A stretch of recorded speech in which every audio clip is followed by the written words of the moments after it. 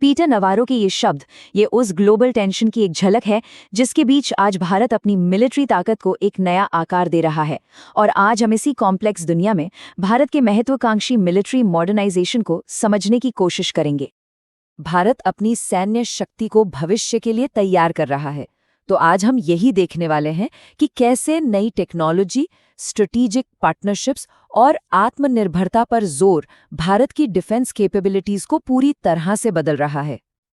चलिए एक नजर डालते हैं कि आज हम किन किन चीजों पर बात करेंगे। हम शुरुआत करेंगे जियोपॉलिटिकल सीन से, फिर कुछ खास डिफेंस सिस्टम्स पर फोकस करेंगे, एयरफोर्स, आर्मी और नेवी के मॉडर्नाइजेशन को समझेंगे और आखिर में इन सबको मिलाकर एक बड़ी पिक्चर देखेंगे। तो ये सब शुरू कहाँ से होता है? देखिए, मिलिट्री के फैसले कभी भी यूं ही नहीं लिए जाते। वे ग्लोबल प्रेशर और बदलते रिश्तों का सीधा नतीजा होते हैं, और भारत के हालिया कदम इसी कॉम्प्लेक्स गेम का एक हिस्सा हैं। भारत इस वक्त कई जियोपॉलिटिकल प्रेशर्स को नेविगेट कर रहा है। एक तरफ अमेरिका के साथ ट्रेड को लेकर खींचतान है, तो दूसरी तरफ ब्रिक्स जैसे मंचों पर भारत एक इंडिपेंडेंट ग्लोबल सिस्टम की बात कर रहा है। और इसी बीच अमेरिका का पाकिस्तान के साथ क्रिटिकल मिनरल्स के लिए हाथ मिलाना इस इलाके के समीकरण को और भी दिलचस्प बना देता है। अब बात करते हैं एक ऐसे कॉम्बिनेशन की जिसे भारत की डिफेंस स्ट्रैटेजी में एक असली गेम चेंजर माना जा रहा है। ये दो पावरफुल रशियन मेड सिस्टम्स का इंटीग्रेशन है जो एक ढाल और तलवार की तरह मिलकर काम कर सकते हैं। तो ये कॉम्बिनेशन काम कैसे करता है, समझिए। एक तरफ है S-400, जो एक अभेद्य ढाल है। ये दुश्मन के जेट्स, ड्रोन्स और मिसाइलों को इंडियन एयर स्पेस से दूर रखता है। और दूसरी तरफ है Su-57 फाइटर जेट, एक तलवार की तरह, जो अपनी हाइपरसोनिक मिसाइलों से दुश्मन को बहुत बहुत लंबी दूरी पर ही खत्म कर सकता है। 400 किलोमीटर, ये नंबर ही इस कॉम्बिनेशन की असली ताकत है। जरा सोचिए, S-400 दुश्मन की मिसाइल को 400 किलोमीटर दूर से मार गिरा सकता है, और Su-57 दुश्मन के फाइटर जेट को 400 किलोमीटर दूर से ही निशाना बना सकता है। ये एक ऐसा तालमेल है जो दुश्मन को भारत की सीमा के पास भटकने का मौका ही नहीं देता। और यही वो बात है जो वॉर जोन का पूरा नक्शा बदल सकती है। मिलिट्री की भाषा में इसे कहते हैं एंटी एक्सेस/एरिया डिनाइल या A2/AD। आसान भाषा में कहें तो ये एक ऐसा किला बना देता है जहां दुश्मन का घुसना या असरदार तरीके से ऑपरेट करना लगभग नामुमकिन हो जाता है। ये दिखाता है कि कैसे डिफेंस और अटैक मिलकर एक पावरफुल हथियार बन सकते हैं। लेकिन इंडियन एयरफोर्स का फ्यूचर सिर्फ S-400 और Su-57 तक ही नहीं है। कहानी इससे कहीं ज्यादा बड़ी है, जिसमें स्वदेशी डेवलपमेंट और ड्रोन्स जैसी फ्यूचर टेक्नोलॉजी एक सेंट्रल रोल निभा रही हैं। आत्मनिर्भरता की ये राह चुनौतियों से भरी है।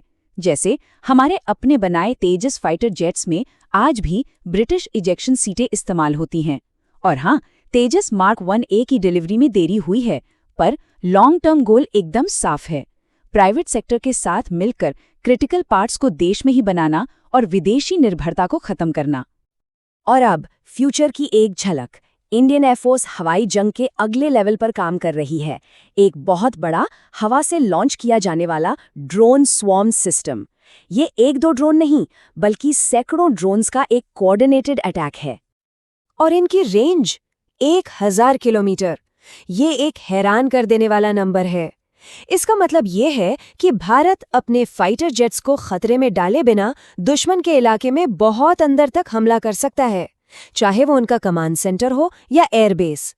ये कैपेबिलिटी हवाई जंग के सारे नियम बदल सकती है। तो ये काम कैसे करेगा?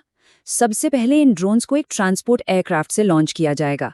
फिर ये एक बड़े झुंड के रूप में फैल जाएंगे, और आखिर में ये दुश्मन के एयर डिफेंस और जरूरी ठिकानों पर एक साथ इतना जबरदस्त हमला करेंगे कि उन्हें संभलने का मौका ही नहीं मिलेगा।